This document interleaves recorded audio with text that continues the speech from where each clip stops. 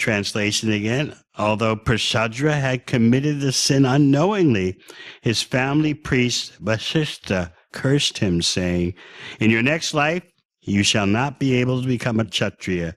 Instead, you shall take birth as a Shudra because of killing the cow." Om Agana Chimadandasya Gyananjana Shalakaya Chakshun Militang Yena Tasmai Shri Gurave Namaha. Jai Shri Krishna Chaitanya Prabhu Nityananda Shri Advaita Gadadhara Shivasari Gaur Bhakta Vrinda. Hare Krishna, Krishna Krishna, Hare Hare, Hare Rama, Rama Rama, Hare Hare. So we're continuing with the events, the key events in Prashadra's life. We spoke yesterday about how, although Prashadra is the son of Manu, he took up the vow of Virasana, standing up all night with a sword in his hand to protect the cows, demonstrating to mankind, demonstrating to humanity how important cow protection is. You can just think, the son of Manu, a Kshatriya, taking up the role, the vow to stay up all night protecting cows. And Prashadra had no offspring. He had no dynasty of his own coming after him because of this vow. This is showing us how important cow protection is. And as Prabhupada points out in the purport, how abominable the slaughter of cows is. Those of you here yesterday heard the purport where Srila Prabhupada said that slaughtering cows is the most sinful activity of human society. That means, if at all possible, a devotee wants nothing to do with it, even indirectly. What to speak of directly? But in this day and age, economics rules everything. The dharma of the day and age is artha. Make money, save money somehow. That is the number one priority. Never mind the sinful implications. Never mind the indirect, what to speak of the direct ramifications. Save money. And that is considered exalted morality. That is dharma. No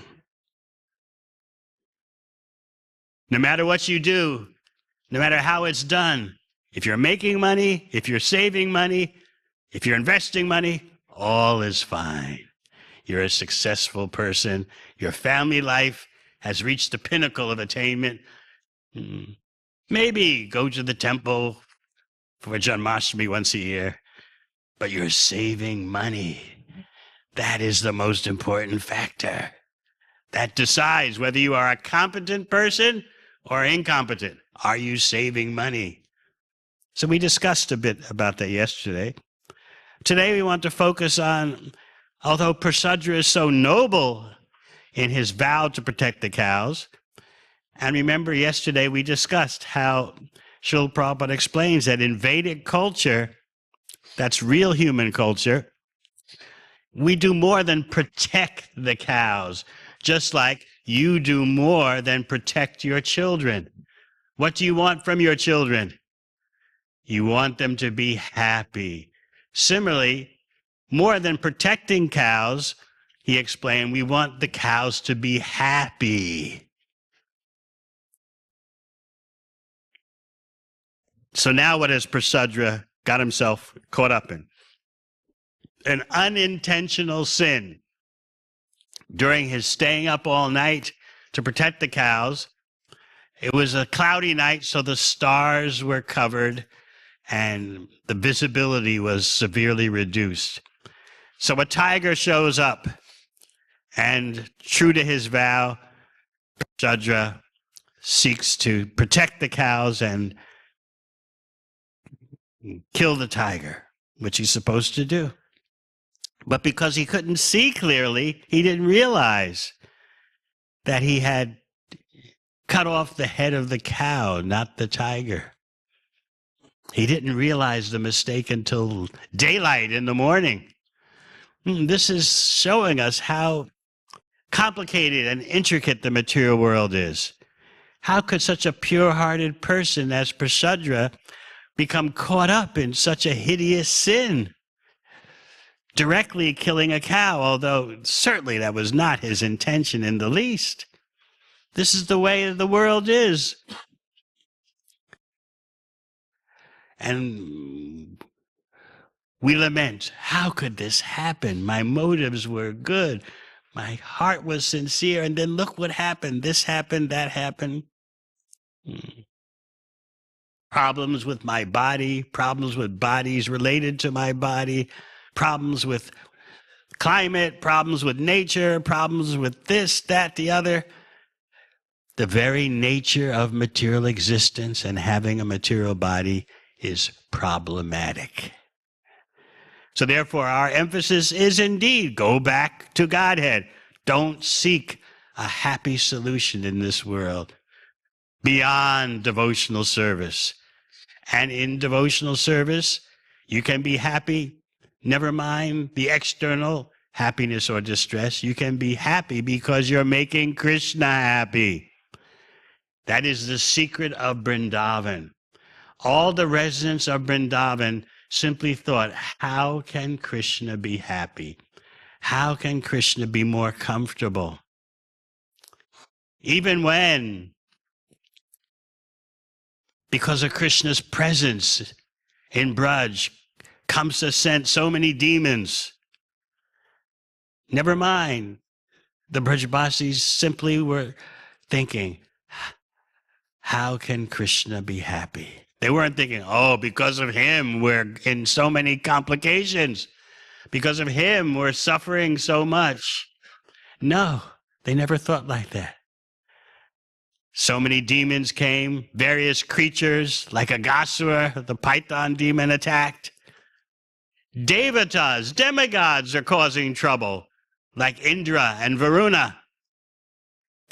Even stationary objects, like the cart and the Yamalarjun trees, they cause problems. They're supposed to be stationary, fixed in one place, but you know, the cart inhabited by Shakatasura collapsed. What to speak of the Yamalarjun trees, in an unprecedented way, falling down.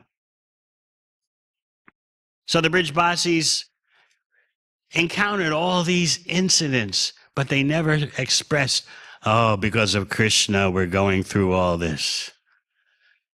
They were simply thinking, how can Krishna be happy? And Krishna is simply thinking, how to bring more love out of his pure devotees, because that is real happiness. So the Nanda Maharaj and his cowherd people never thought of their own protection. By the arrangement of Yogamaya, Krishna's pastime energy, they never thought about saving their own skin, saving themselves. They're always thinking, protect Krishna, protect Krishna. But while under the influence of Yogamaya, they simply thought of Krishna's protection and not their own. Krishna always protected them. This is one of the mysteries of Vrindavan. The Brijbasis are covered by Yogamaya. So they are just thinking, Krishna, Krishna, how can Krishna be more comfortable? They weren't thinking of themselves in the least. Even when they would cry out in some danger, Krishna, save us, Krishna, save us. Is that being selfish? No, they're thinking, Krishna needs us alive in order for us to serve him. We don't mind dying, but what will that do for Krishna's service? Who will protect him? Who will feed him? Who will go with him to the forest with the cows? So that is the nature of Vrindavan.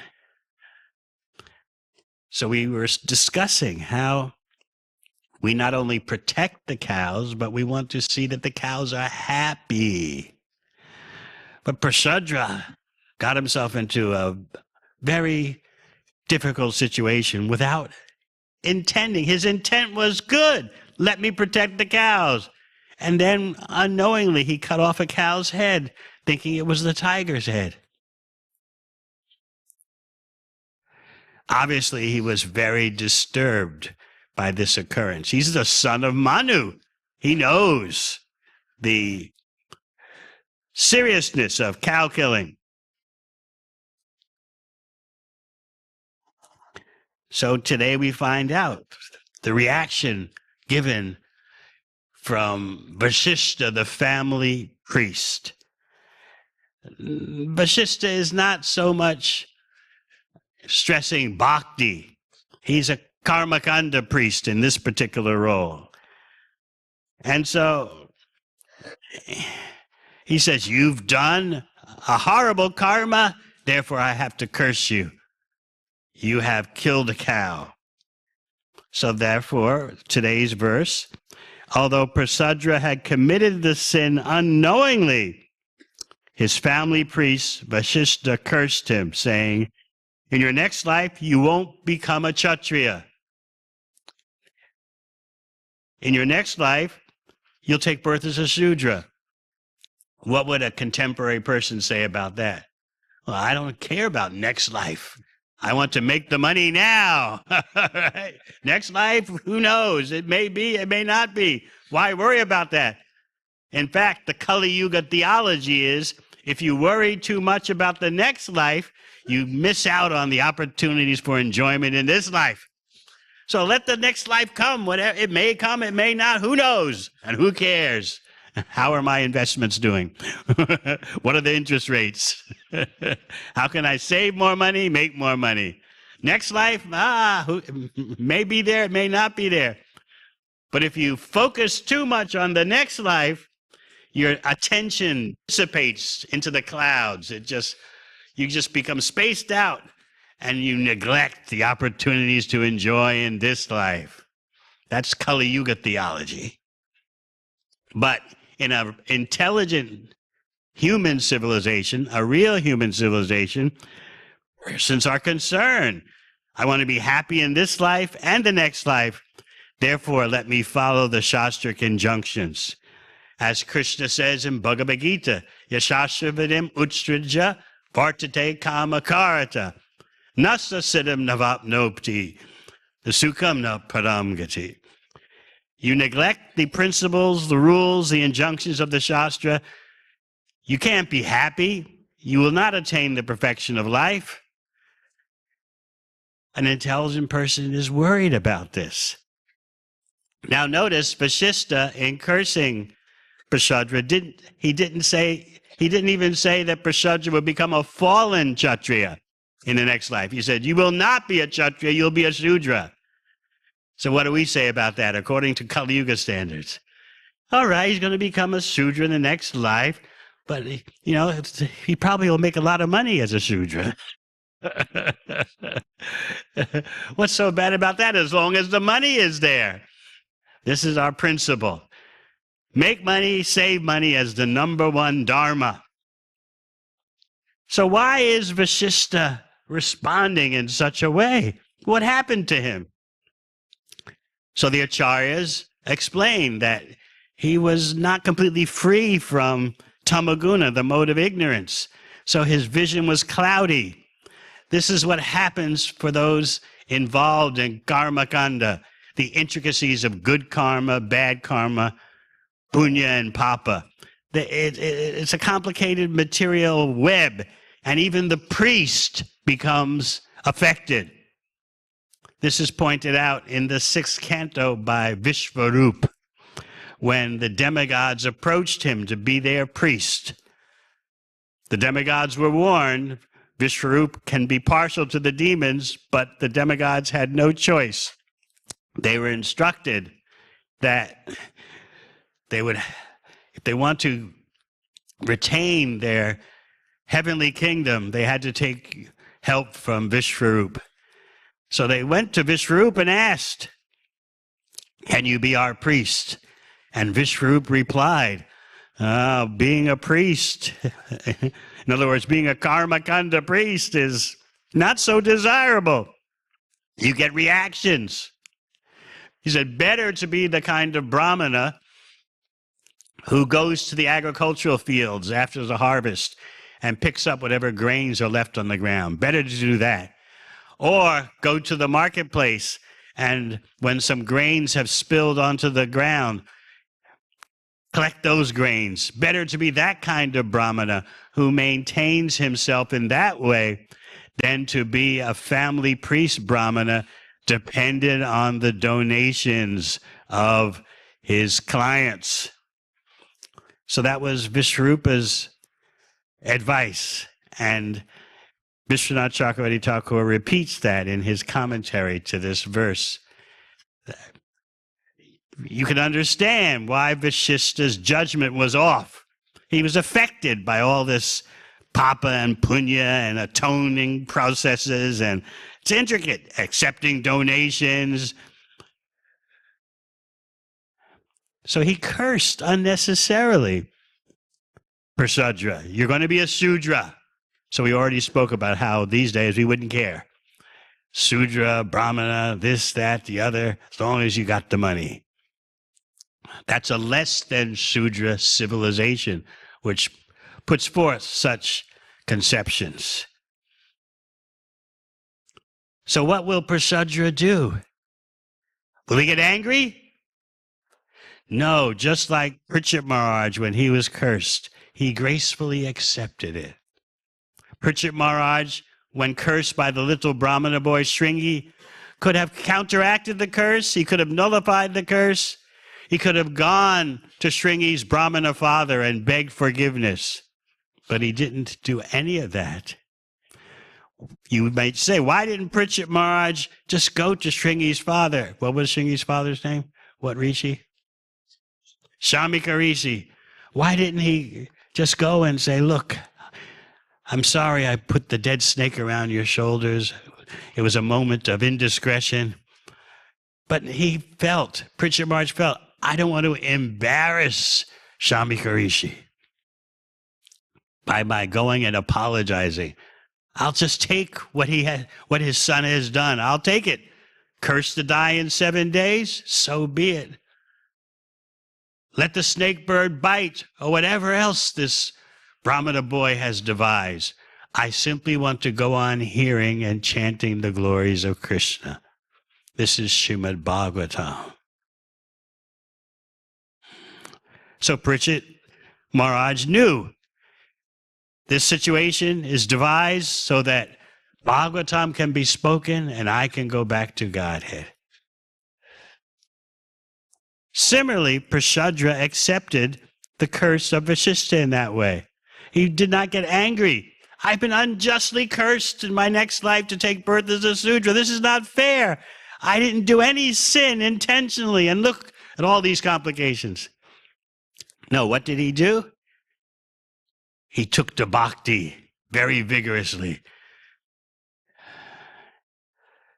He left home. He became completely dependent on the Supreme Personality of Godhead, wandering free of all material attachments, taking up the lifestyle of an avadhuta, appearing to others to be deaf and dumb, but always intensely focused on the Supreme Lord.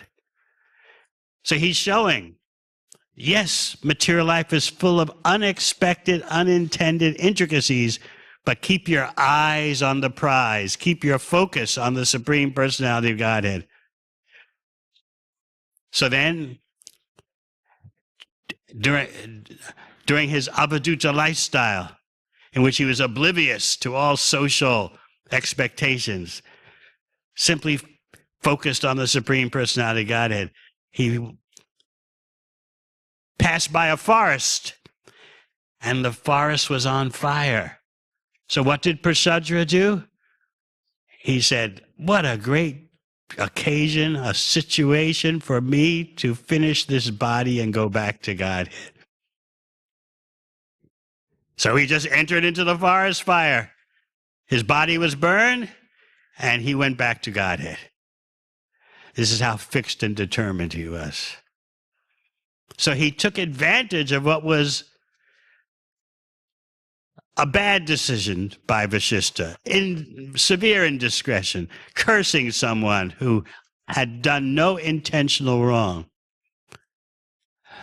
Because Vasishtha was affected by the whole material scheme of balancing the good karma with the bad karma, being that kind of priest who accepts donations and the support of his clients for the priest's family welfare. So Vasishtha's vision was cloudy.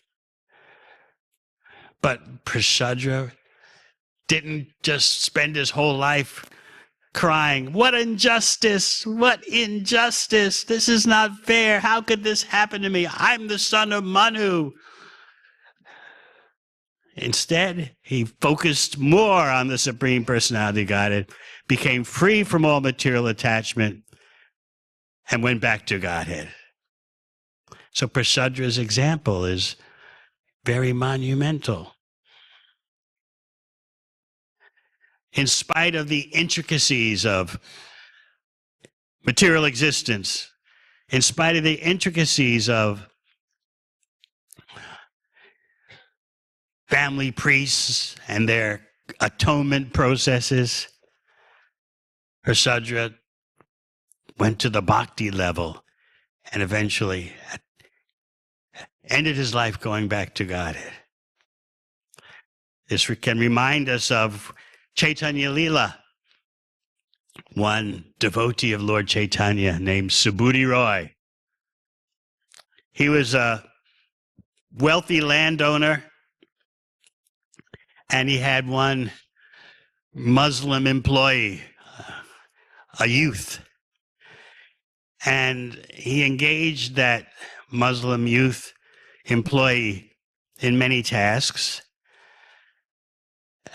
treating the employee just like a good employer. He treated the employee like his own son. But sometimes he would chastise the employee, the youth. And so there was an occasion of digging a big lake, and somehow or other the Muslim youth had made some mistake. So Subhuti Roy, with his whip, put some marks on the back of the youth, the laborer. As fate has it in the up and down tumultuous world of good and bad karma, as fate would have it, that Muslim youth became a big Muslim governor in the future. And so one day, the wife of the Muslim governor, who used to be that little boy taken care of by Subhuti Roy, the wife of the governor saw on his back, "What are these marks on your back?" And the governor explained that when I was a youth, Subhuti Roy put these marks with a whip on my back. What was the wife's reaction? What do you think? Kill him!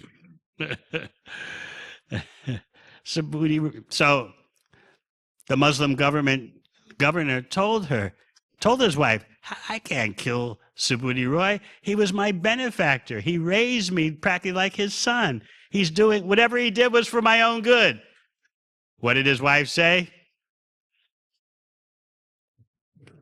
Say it. Yes. Subhuti Roy, what a situation that he was in. Because now the Muslim governor had grown up and he's the top in the land. And here his wife is pushing, "Kill him, kill Subhuti Roy, kill him, kill him." So the Muslim governor is resisting. Finally, his wife comes up with plan B. What was plan B? If you're not going to kill him, then turn him into a Muslim.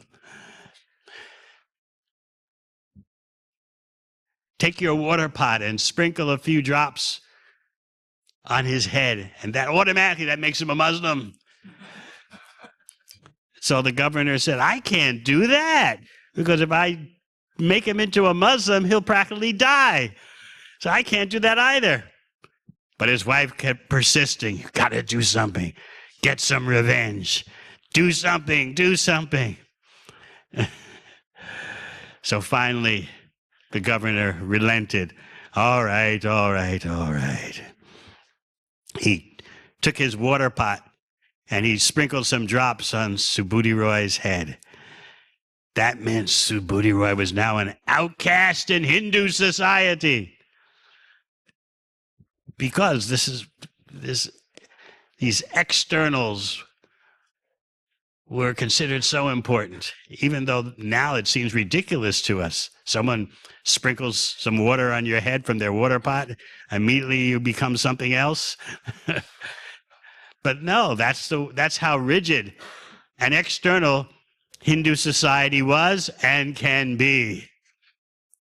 Remember, Rupa and Sanatan were considered Muslims because they were always associated with Muslim politicians. Even though they were born in Saraswati Brahmana family, by their association, they're considered fallen. They're considered Muslim. Srila Prabhupada, in describing historical events in Bengal, would remind us of times when there would be Muslim-Hindu fighting, riots, and Muslims would take cow flesh and forcibly push it into the mouth of Hindus. And then the Hindu would think, oh no, I'm a Muslim, because someone forcibly put cow flesh in the mouth. And then another situation where, in order to increase the number of Muslims, the Muslim rulers said there's a special tax on Hindus. So many persons thought, well, it's cheaper to be a Muslim. And I don't have to pay the tax. So in that way, the ranks of the Muslims increased. Prabhupada gives that historical reference. So Subhuti Roy was now a Muslim because someone sprinkled water from a Muslim water pot on his head. So he didn't know what to do. So he left home and he went to Varanasi to consult the Brahmanas in Varanasi. And the Brahmanas, the first batch of Brahmanas he consulted said, there's only one atonement for having the water from a Muslim water pot sprinkled on your head. There's only one way you can counteract this. The only one atonement is drink boiling ghee and end your life.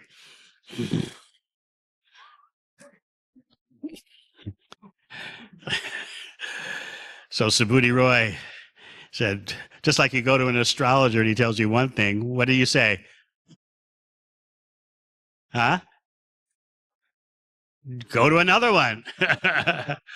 I want to marry this girl. What do you say? No? Incompatible? Let me try another one. Where's the next astrologer? So, Subhuti Roy did just that. He went to another bunch of Brahmanas and they said, oh, your situation's not so severe at all. Don't worry about it. So it's like when you consult a lawyer or a doctor, you get a different opinion each time you consult this lawyer, this doctor, that lawyer. So your head starts to spin. So Subhuti Roy met up with Sri Chaitanya Mahaprabhu.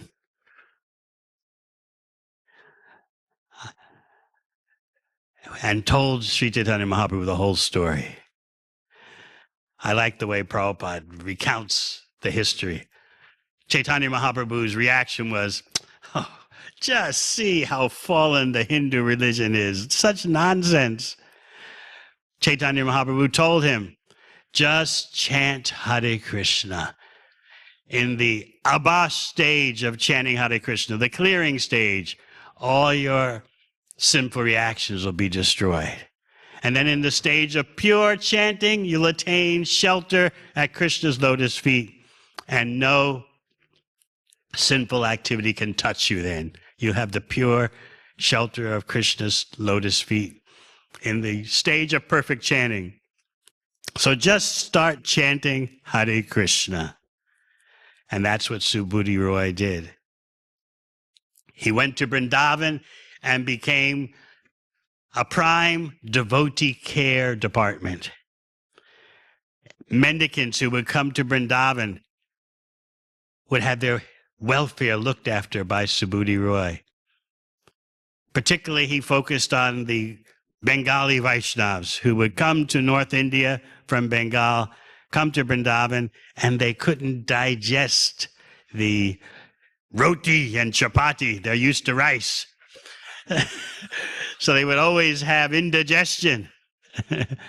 And also they were accustomed in Bengal to always having the mustard oil massage. So when they came to Vrindavan, they couldn't get these things. No rice, no mustard oil massage. So Subhuti Roy would supply them with these things, including he would supply them with yogurt to help their indigestion because they were having a tough time with the rotis and chapatis. So in this way, Subhuti Roy is showing the bliss of caring for Vaishnavas. So back to Prasadra. He attained the ultimate goal of life. Instead of dying and taking birth as a Shudra, he died and went back to Godhead. So he took advantage of a mishap, a severe miscarriage of justice, we would say these days. He took advantage of that, focused on Krishna, and got the ultimate goal of life. In spite of Vasishta's acting improperly as a family priest. As a family priest, if Vasishta wasn't offering bhakti, he should at least offer a program of pious activity to counteract the sinful activity. He didn't do that. You know, in the 6th canto of Bhagavatam, Parikshit Maharaj has that discussion with Shukadeva Goswami. You in the 5th canto have described the hellish planets. How do you avoid going there? How do you atone? And so Shukadeva Goswami explained different processes of atonement. But in each case, Parikshit Maharaj said, that won't get to the root of the problem, the propensity to cause sinful activity. You're just scraping the surface by these processes of karma atonement, jnana atonement, pushed by Parikshit Maharaj, happily pushed by Parikshit Maharaj. Shukadeva Goswami explained, Kechik Kevalaya Bhakta Vasudeva Parayana. Only by pure devotion to Lord Vasudeva can the entire motivation to perform sinful activity be uprooted. Other attempts at atonement are external, balancing the bad karma with the good karma, understanding your spirit, Aham Brahmasmi. That doesn't get to the root of the problem of trying to be the enjoyer and controller. And as soon as you try to be the enjoyer and controller in the material world, you make sinful activities. Maybe in one life you're so perfect, but in the next life, sooner or later, the intricacies of material existence catch up with you, just like they did with Prasadra, who's the son of Manu. That's why also in the 6th canto, when the Yamadutas are dialoguing with the Vishnu Dutas, what did the Yamadutas say? In defense of their trying to take Ajamil, they said, we go for anyone who is sinful. That means sooner or later we get everyone. You may not see us in this lifetime, but in the next lifetime, we'll be there for you. Because the way the material world is constructed, sooner or later you're going to slip up. Even though you're the most pious person, in this life or the next life, you're going to slip up. And when you do, we'll be there. So they're giving you the overview of not just this lifetime, but lifetime after lifetime. The way this world is constructed, as Prashadra's incident is showing. Some or other you get tripped up. And he made a horrible, unintentional mistake of cutting off the head of a cow while protecting cows. So this is how dangerous material existence is. Our only shelter is Hare Krishna, Krishna Krishna, Hare Hare, Hare Rama, Rama Rama, Hare Hare. So today, I believe, is the appearance day of Srivas Thakur. Yes. Lord Chaitanya would appear in 4 places. Number 1, when Shachi Mata, his mother, was offering food. Number 2, when Raghava Pandit was cooking in the kitchen. Number 3, wherever Nityananda would dance. And number 4, Lord Chaitanya would appear whenever there was kirtan in the house of Srivas Thakur. Srivas Thakur and his wife Malini were very close to Jagannath Mishra and Shachi, Lord Chaitanya's parents. And when Nimai Pandit, as a youth, was such a notorious scholar, seemingly arrogant, undefeatable, knowing everything, and no one could touch him in knowledge and debate. He would argue, he would ask, present something to me. And then the person who presented some logic situation to him, some grammatical complexity, they would present that to Nimai Pandit. He would defeat it. And the person would be astonished. And then Nimai Pandit would explain the same situation in support of it. So he was so notorious about being such a powerful scholar that devotees, when they saw him walking on the street, would cross to the other side of the street so as not to get caught up in some kind of scholarly debate with him. So Srivas Thakur one day told Nimai Pandit, look, what is the use of scholarship without bhakti? If you're going to study, you should study Krishna. Otherwise, all your studying is wasted. One day, may you become a devotee of Krishna. So what was Nimai Pandit's reaction? Yes, I thank you for the benediction. Indeed, may it happen one day that I'll be a devotee of Krishna. So then, when it's time for the transformation, after Vishwambara Mahaprabhu goes to Gaya, he comes back and he is like a mad person. People don't know what to do. He's laughing, he's dancing, he's collapsing on the ground, he's shedding tears, falling on the ground unconscious. Mother Sachi Devi is in total distress. What to do? She takes advice from people, and they give her various advice. You should have him drink green coconut juice. Probably his problems, his madness is caused by some digestive gastric problem. Another one would say, massage him with medicated ghee. Everyone had their home remedy. What to do? Sometimes he would climb up, as Sachi Devi pointed out. He would climb into the branch of a tree and then with his eyes closed, fall on the ground. So people were saying, some madness has reappeared in him. Some kind of craziness, some kind of disease has taken over him. Some disease that he's been carrying since birth, but now it's coming out. And so everyone is bewildered.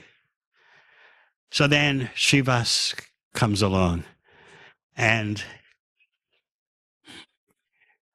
Lord Chaitanya asks him, people are saying that I'm a madman, I'm diseased.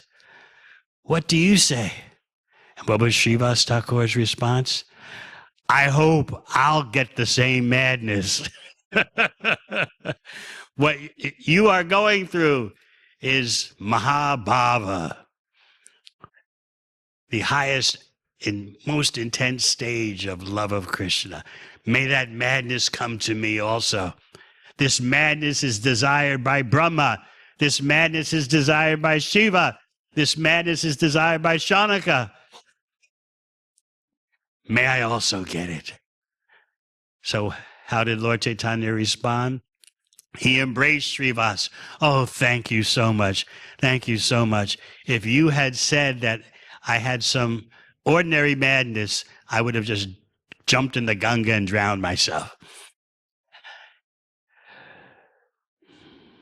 Once Srivas was worshiping Narayan in his home, and in comes Mahaprabhu. This is all before Mahaprabhu leaves Navadvip. He bursts into the home of Srivas Thakur and sits on the throne of Vishnu in the deity room and says, I am he, I am he. During the appearance of Lord Chaitanya in the first years, very few knew he was the Supreme Personality of Godhead. Advaita Acharya knew. It is said that Srivas knew. But most, even though they were seeing Mahaprabhu as a youth do many inconceivable things, by the influence of Yoga Maya, they couldn't add 1 + 1 = 2. This is the Supreme Personality of Godhead. They couldn't do that. So Lord Chaitanya is declaring himself, bursting into the home of Srivas Thakur, sitting on the altar on the throne of Vishnu. No, I am Vishnu. This is he's coming out of the closet.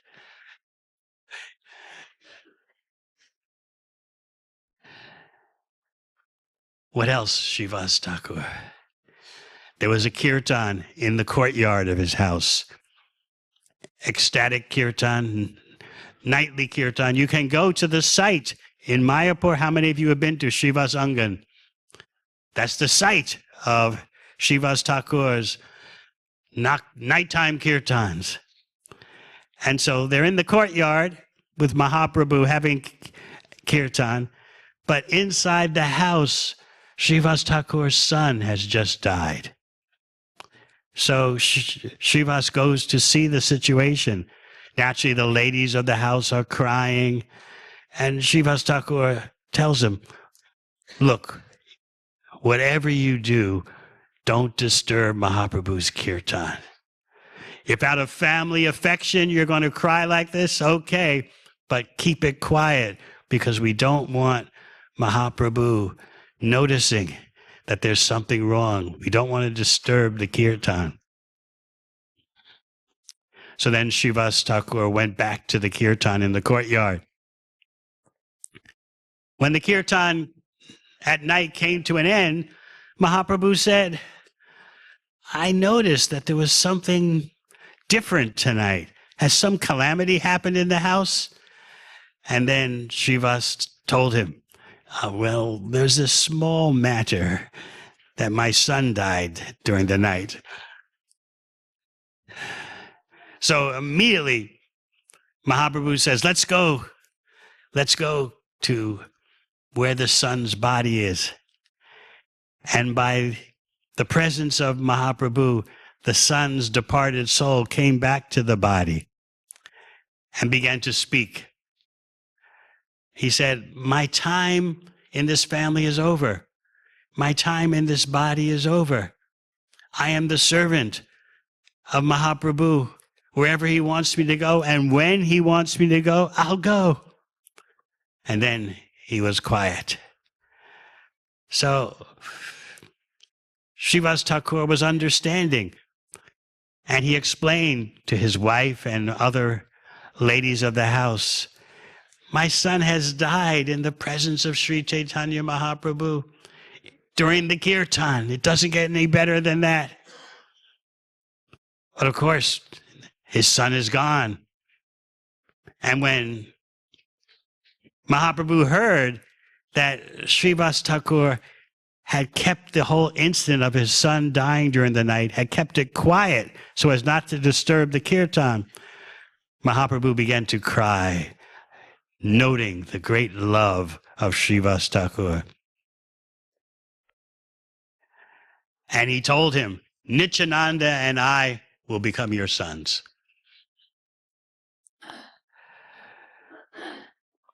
All right, any questions?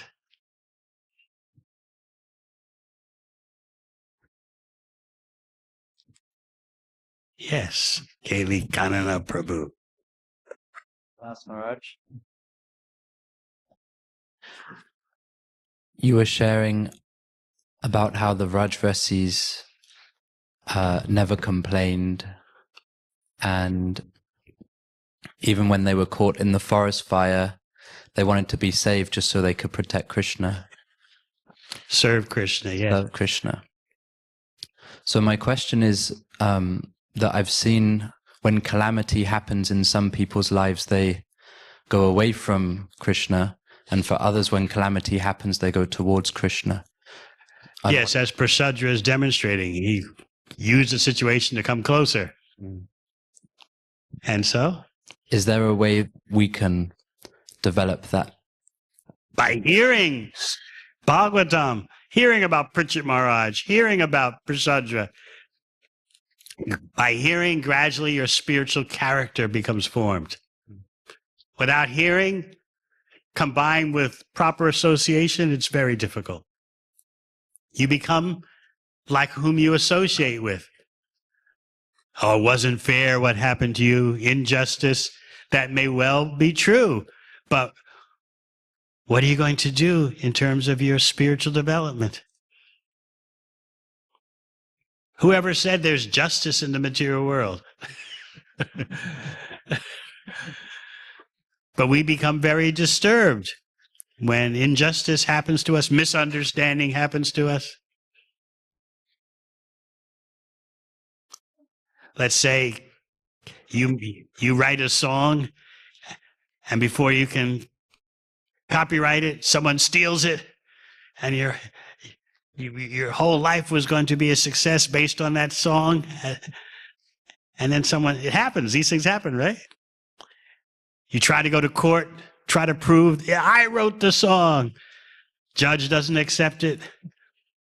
Whoever's got the most powerful lawyer wins. Whoever has got the best lawyer wins the court case. And you can be angry all your life. So Prasadra could have been raging at Vasistha. What kind of priest are you? But the acharyas point out the important part of Prasadra's incident is his reaction to being cursed. He just humbly accepted what his family priest said. All right, I'm cursed to be a Shudra in my next life. Let me go beyond Kshatriya, Shudra, Brahmana. Let me be a Bhakta. Let me focus intensely on the Supreme Personality of Godhead. And he became so callous, so beyond material existence that he could look at a forest fire and say, whoa, what an opportunity to get rid of this body and go back to Godhead. That's how beyond material existence he was. We don't recommend that you do this.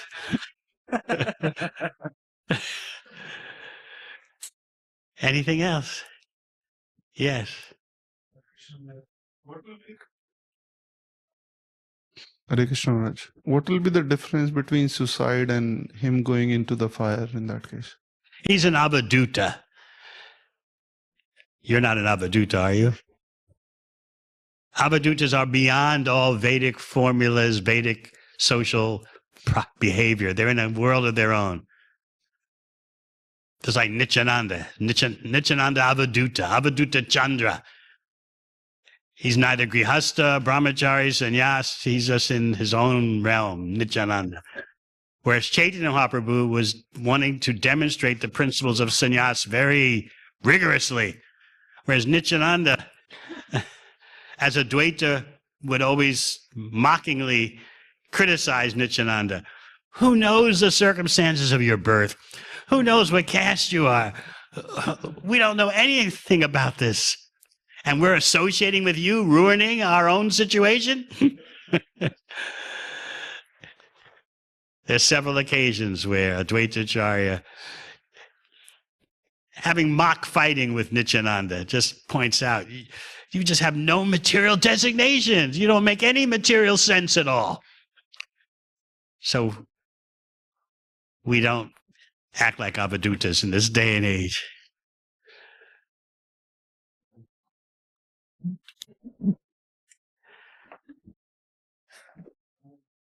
Yes. Hare Krishna Maharaj. Hare Krishna Maharaj. Stand out pranams. Thank you for a nice class yesterday and today. One question which I have is, you gave a great solution yesterday, the great analogy of mother cow milk, right? Of what? For the cow milk. Yesterday you said that Yeah. you said that you take care of your parents in India. It's very similar to that, right? Yes. Yeah. So another question which I have is, on the we do a lot of other things. Every moment I live in this world, I'm only destroying Krishna's property. I'm destroying Krishna's property in terms of electricity, consuming electricity, fuel, and if I build a house, then clocks of wood is being destroyed. So every moment I live in this world, I'm only destroying Krishna's property. So what is the solution for this? Well, you raised 2 points about milk and about living in this world, which is all Krishna's resource. So, first of all, about Krishna's resources, make sure, as Ishopanishad says, make sure that you recognize everything is owned and controlled by Krishna so that you use everything in Krishna's service. Ishavashamidam sarvam. Take what you need to live a Krishna-centered life. Make sure we do that. That's real environmental living. All the energy belongs to Krishna. I can take what I need for the purpose of living a Krishna-centered life. Now, you had brought up the point about milk. Yesterday, there seemed to be some confusion in our world of saving money. There was seen to be some doubt that whether all the milk, ahimsa milk available in your region is being taken by the Melbourne community. Some said yes, some said no. What do you think the answer is? We hired our scholar, Goparvindesh Prabhu, research scholar, to research the situation and give us the facts. So are you ready for the facts? Is there enough ahimsa milk available for more of the Melbourne community? Or no, it's not available? What do you think? We'll now read the answer. Are you ready?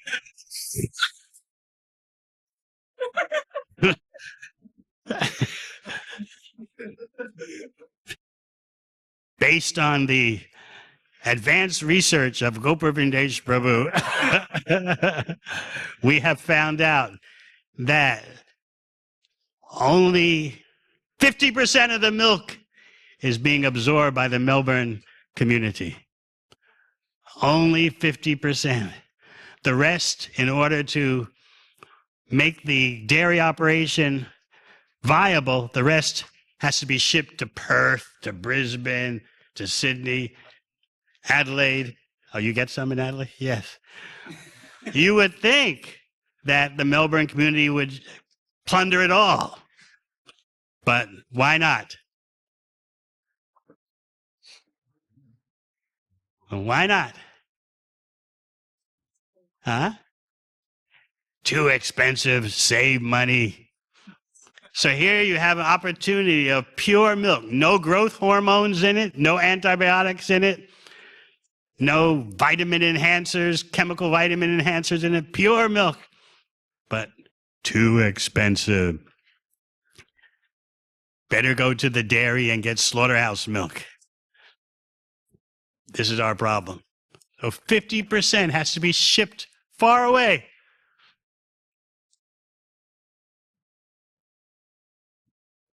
We should have a problem here in which the demand for the milk is so great.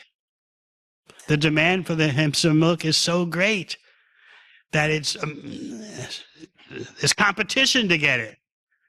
But no, what kind of sustainability, what kind of proper solution is it when that the milk has to be shipped far away, even to Perth, because not enough buyers in Melbourne? What a great fortune. You have ample supply of ahimsa milk, pure milk. But because of the number one dharma in Kali Yuga, save money. Oh, that's all you have to say to someone. Look, we're saving money. Oh, very nice, very nice. That's the number one principle. That's the regulative principle. So much so that we overlook this most important principle of real human society, taking care of the cows, in fact, keeping them happy. Anyway, I won't say anything more. Yes. Maharaj, you spoke about cow protection and son of Manu's unintentional sin he committed, and investments as well. You spoke about a little bit investment, saving the money. This question I had for a while. I thought I'll ask today.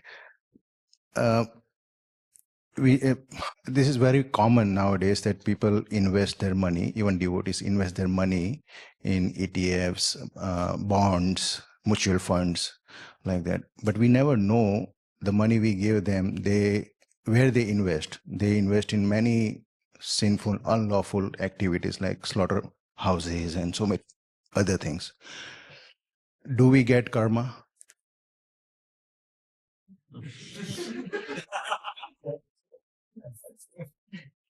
First of all, make sure that the fruit, as Krishna says in Bhagavad Gita, karmani eva dakaraste. You have a right to do your duty, but you're not entitled to the fruits. So if you have some doubt about how your money is being made, what kind of investments you're sponsoring, if you have some doubt, you don't know for sure, you purify the money by giving it to Krishna. I know many people who do that. They give to the deities, they give to the Bhaktivedanta Book Trust, books or deities. They know this is such a powerful use of the money that it will cleanse any sinful reactions. Second thing is, you should be aware, conscious investing, so that you don't inadvertently, like Prasadra, get hit with some reaction because the money you're investing is being used in a sinful way. You should be aware, conscious investing. Even non-devotees are doing that. They're pressuring their investment agencies, disinvest. What is it called? De-invest or disinvest? What's the word? Who knows? Divest. That's it. We want to be divested of all these questionable recipients of our money. Just like in the USA, big universities like Harvard and Yale have huge endowment funds, and the students are always making commotion. Divest yourself of fossil fuel industries, this industry, that industry. We don't want the money going to that. So even the non-devotees are careful about that, some of them. What speak of us?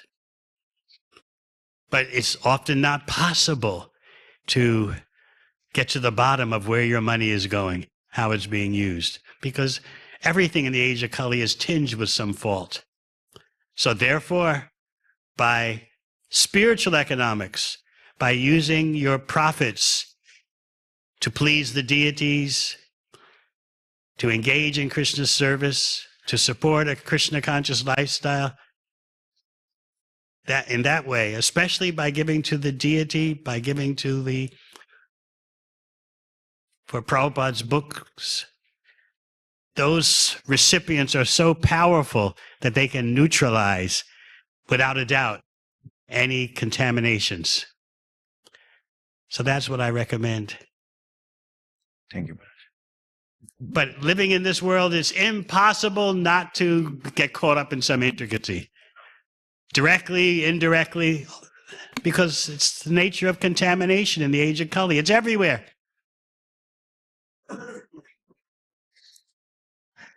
Hare Krishna Maharaj, thank you for the class.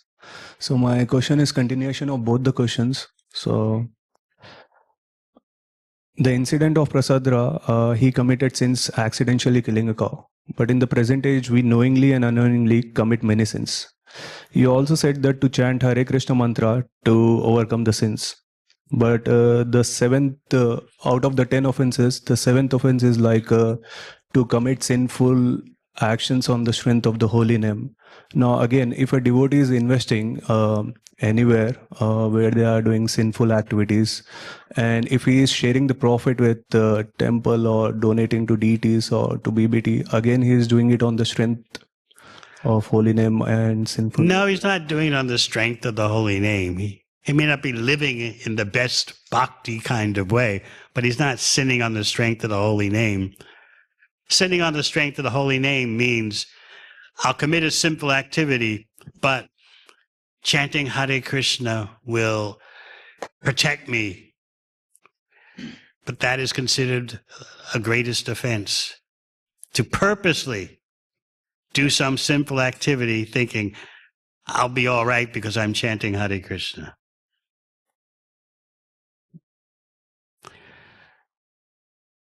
It doesn't refer to so much indirect complications caused by being in this world.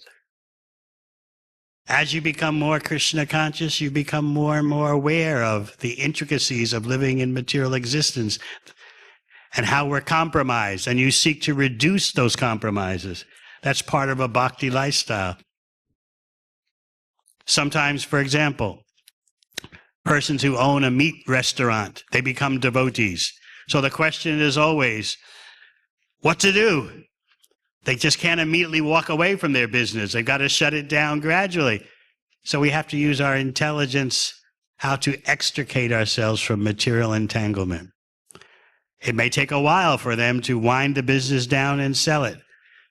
Otherwise, if someone fanatical shows up, oh, you're in Maya, shut this business down overnight. That's not very practical. It's all about the intent. All right, I'm in this situation. How do I deal with it to get out of it in a practical way? Bhakti is not some kind of impossible task. It's not some kind of impractical lifestyle. It requires thought and guidance, and then you can handle all these situations. Yes.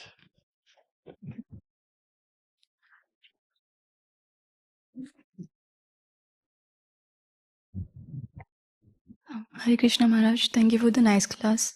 So I had this question, like sometimes in trying to do good for others, we end up making an unintentional mistake, and this leads to self-criticism or self-doubting. I just wanted to ask, like, how to get out of self-criticism and see it as an opportunity to improve. How to get out of Self-criticism. when? When what happens?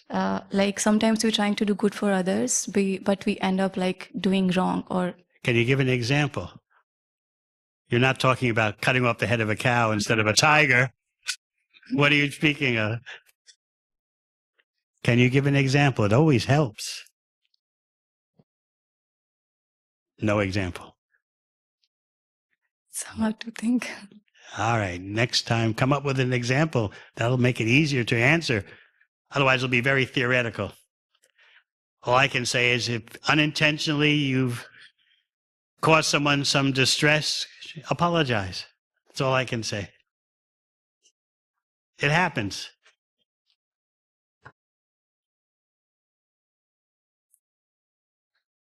So if someone is feeling offended because I'm criticizing not using all the ahimsa milk, I apologize.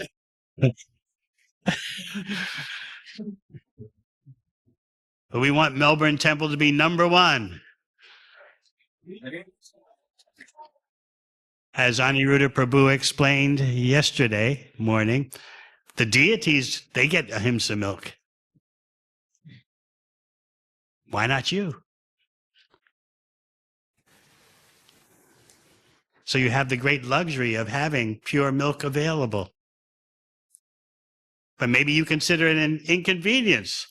It's available, but very expensive. It's actually such a great blessing. Other temples don't have this. Why should Perth and Brisbane and Adelaide and Sydney raid your milk supply? You should gobble it all up. Let them find their own solution. All right. Thank you very much. Hare Krishna.